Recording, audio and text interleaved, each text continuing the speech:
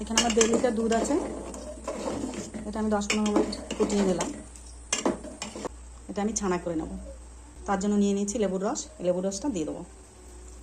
এবার হাতার সাহায্যে আস্তে আস্তে নাড়তে থাকবো। ছানাটা হয়ে আসছে দেখুন। এখন এটা আমি একটা ছাঁকনির সাহায্যে ছেঁকে নেব।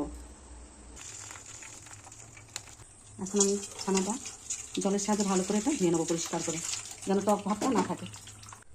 এখন আমি দেখুন ছানাটা ভালো করে হাত দিয়ে মেখে নেবো।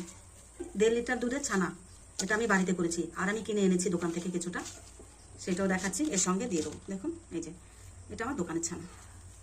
এটা আমি ভালো করে আগে ম্যাশ করে নেবো ছানাটা।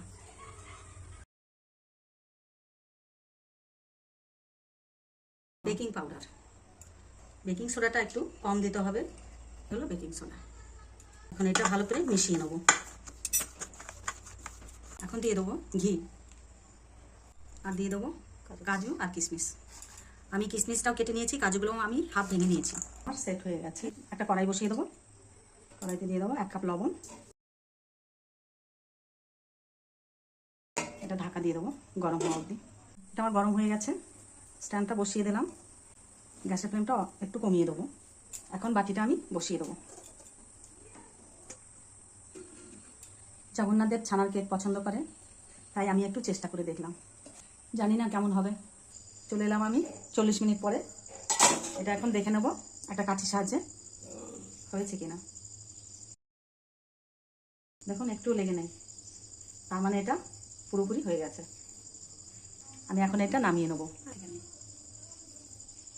দেখুন একটুও লেগে নেই, এমনি ছেড়ে গেছে। এখন আমি এটা বার করে নিচ্ছি। যা সেন্ট বেরিয়েছে, ওহ দুর্দান্ত। আপনারা কিন্তু একবার হলেও বাড়িতে বানিয়ে খেয়ে দেখবেন। এই দেখুন একদম যেমন নরম হয়েছে। আমার কিন্তু প্রথমবার, আপনারা এইভাবে বাড়িতে একবার ট্রাই করে দেখতে পারেন। দেখুন।